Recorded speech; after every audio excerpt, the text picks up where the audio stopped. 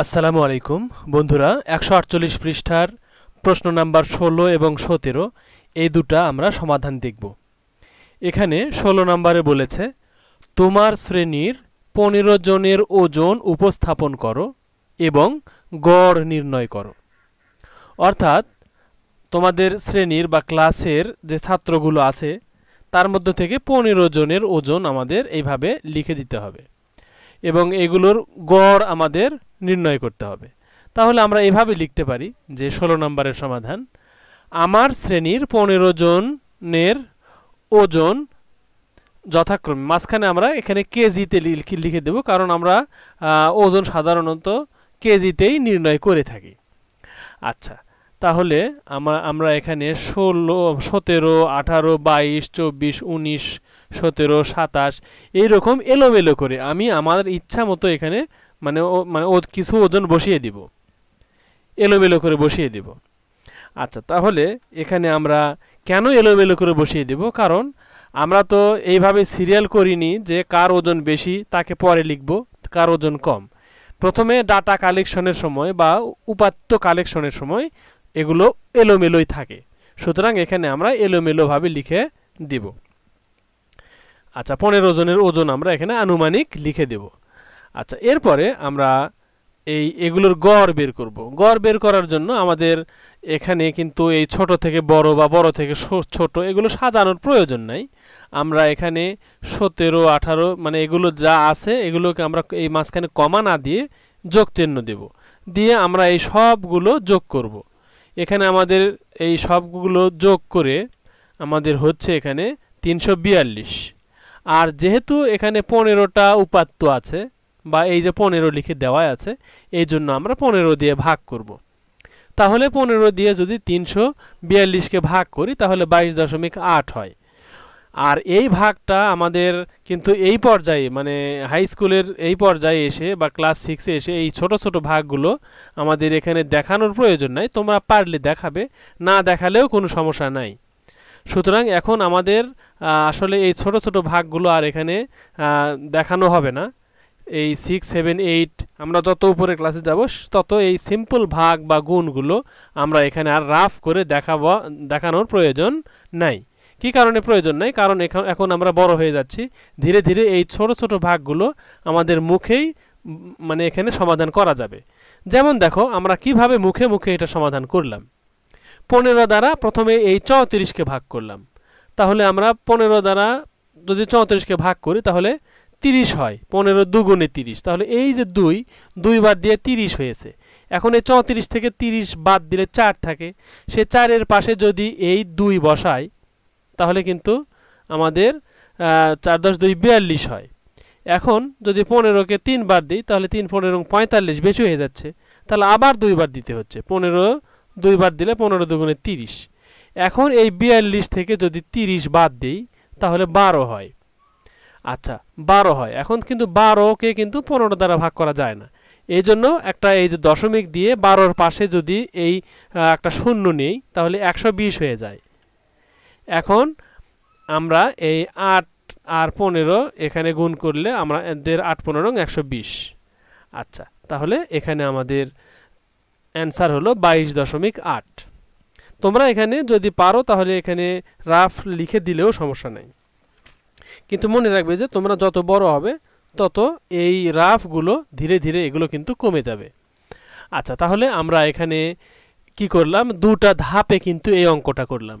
একটা দেখো এখানে বলেছে তোমার শ্রেণীর 15 জনের ওজন উপস্থাপন করো বা 15 জনের ওজন লেখো এবং গড় নির্ণয় করো। পরের ধাপে আমরা গড় নির্ণয় করলাম। আর গড় নির্ণয়টা কিভাবে করলাম? জাস্ট এই তথ্যগুলোকে যোগ করে 15 দিয়ে ভাগ করলাম, বাস। তাহলেই কিন্তু আমাদের এই 16 নম্বরের সমাধান হয়ে গেল।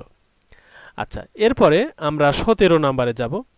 এখানে বলেছে নিম্নলিখিত উপাত্তগুলোর মানের মধ্যক নির্ণয় করো। আমরা দেখতে পাচ্ছি এখানে কিছু উপাত্ত দেওয়া আছে, সেটা কিন্তু সাজানো নাই, আমরা বুঝতে পারছি। দেখো এই যে 9, 12 এখানে এসেছে 6, তার মানে এখানে আমরা এই উপাত্তগুলো সাজানো অবস্থায় পাইনি। সুতরাং আমাদের মধ্যক নির্ণয় করার জন্য মনে রাখতে হবে অবশ্যই উপাত্তগুলোকে সাজিয়ে নিতে হবে। যদি সাজানো না থাকে সেটা বড় থেকে ছোটও সাজাতে পারি, আবার ছোট থেকে বড় সাজাতে পারি। তাহলে আমরা এখানে এই উপাত্তগুলোকে যদি সাজিয়ে নেই, যদি ছোট থেকে বড় সাজাই, তাহলে প্রথমে আমরা অবশ্যই 6 লিখব, তারপরে 7 লিখব, তারপরে 8 লিখব। এভাবে আমরা 6 7 8 9 10 11 নাই 12 13 14 15 এভাবে আমরা ঊর্ধ্বক্রমে সাজিয়ে পাই। এই কথাটা আমরা এখানে লিখে দেব। এখন আমরা দেখব যে এখানে এই যে উপাত্তগুলো আছে এইগুলো জোড় সংখ্যক না বেজোড়। আমরা দেখি যে এখানে 1 2 3 4 5 6 7 8 9 9টা উপাত্ত আছে। তার মানে আমরা এখানে বিজোড় সংখ্যক উপাত্ত পাচ্ছি। সুতরাং এখানে উপাত্তের সংখ্যা বিজোড়। তাহলে এই মধ্যক নির্ণয়ের যে দুটা সূত্র আছে, একটা হলো জোড় সংখ্যক উপাত্ত হলে কি হবে, কোন সূত্র হবে, আর বিজোড় সংখ্যক উপাত্ত হলে মানে কোন সূত্র হবে। আমরা অবশ্যই এখানে বিজোড় সংখ্যক উপাত্ত হলে যে সূত্রটা প্রয়োগ করব সেটা আমরা লিখব। তাহলে মধ্যক নির্ণয়ের সেই সূত্র লিখব যেটা বিজোড় সংখ্যক উপাত্তের ক্ষেত্রে প্রযোজ্য। সেই সূত্রটা কি? উপাত্তের সংখ্যা যোগ 1 ভাগ 2। তাহলে নিচে আমরা এখানে একটা টান দিয়ে 2 লিখতে পারি, অথবা এটা আমরা ব্র্যাকেট দিয়ে ঢেকে দিয়ে এই যে উপাত্তের এখানে এবং 1-এর এই পাশে ব্র্যাকেট দিয়ে, প্রথম ব্র্যাকেট দিয়ে আমরা এখানে ভাগ 2 লিখে দিতে পারি।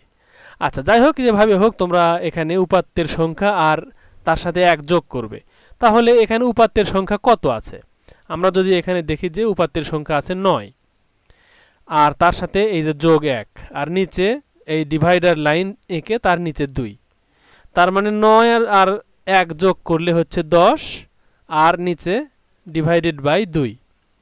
এখন আমরা এই 10কে 2 দ্বারা যদি ভাগ করি তাহলে আমরা পাই 5। তার মানে আমাদের এখানে 5তম পদ বা পঞ্চম পদই হলো এখানে আমাদের মধ্যক। তাহলে 5 নম্বর পদ কোনটা? মানে প্রথম, দ্বিতীয়, তৃতীয়, চতুর্থ, পঞ্চম, এই যে 10, তার মানে মধ্যক। তাহলে এই 10 এটাই হলো মধ্যক। আচ্ছা, তাহলে আমরা কিন্তু এখানে পাচ্ছি মধ্যক 10, তার মানে উত্তর 10। আমাদের এই সূত্র ছাড়াও কিন্তু আমরা এখানে দেখেই মধ্যক বলে দিতে পারি। সাজানোর পরে আমরা দেখো বাম পাশে 4টা উপাত্ত, ডান পাশে 4টা উপাত্ত রাখলাম, তাহলে মাঝখানে রয়েছে 10। আমরা সূত্র ছাড়াও করতে পারি, কিন্তু যেহেতু এটা আমাদের লিখে সমাধান করতে হবে, এই জন্য আমরা এই সূত্রটা লিখে এইভাবে আমরা সমাধান করে দেব। তাহলে আমরা এইভাবে 17 নম্বরের সমস্যার সমাধানটা করতে পারি। শুধুমাত্র এইভাবেই যে করতে পারি তা নয়, তোমরা এখানে অধক্রমে সাজিয়ে পাই লিখতে পারো। মানে প্রথমে এই যে 15 প্রথমে না, লাস্টে না লিখে প্রথমে লিখবে, তারপরে 15 14 13, মানে বড় থেকে ছোট লিখেও তোমরা সাজাতে পারো। অ্যান্সার কিন্তু একই হবে, কোনোই পার্থক্য হবে না। আচ্ছা, এখন দেখো আমরা এখানে 16 এবং 17 নাম্বার শেষ করলাম। তাহলে এর পরবর্তী ভিডিওতে আমরা পরবর্তী অঙ্কগুলো দেখব। তাহলে এখনকার মতো এই ভিডিও এখানেই রাখছি। তোমরা নিয়মিত ক্লাস করো। ক্লাসের চেয়ে বড় কোনো মানে শেখার কোনো মাধ্যম নাই। ক্লাসই হলো সর্বশ্রেষ্ঠ শেখার মাধ্যম। তাহলে তোমরা অবশ্যই ক্লাসে মনোযোগী হবে। আর তোমরা যেগুলো বুঝতে পারবে না বা যদি ক্লাস মিস করো, তাহলে তোমরা এখান থেকে ভিডিওটা দেখতে পারো। তোমরা অবশ্যই মোবাইল ডিভাইস বা ল্যাপটপ কম্পিউটার বেশি পরিমাণে ব্যবহার করবে না। এই জন্যই আমরা বলেছি যে 1 আওয়ার, জাস্ট 1টা ঘন্টা সময় তোমরা গেম না খেলে তোমরা অঙ্ক শিখবে বা অন্যান্য বিষয় শিখবে। তার চেয়ে বেশি কিন্তু ব্যবহার করার চেষ্টা করবে না।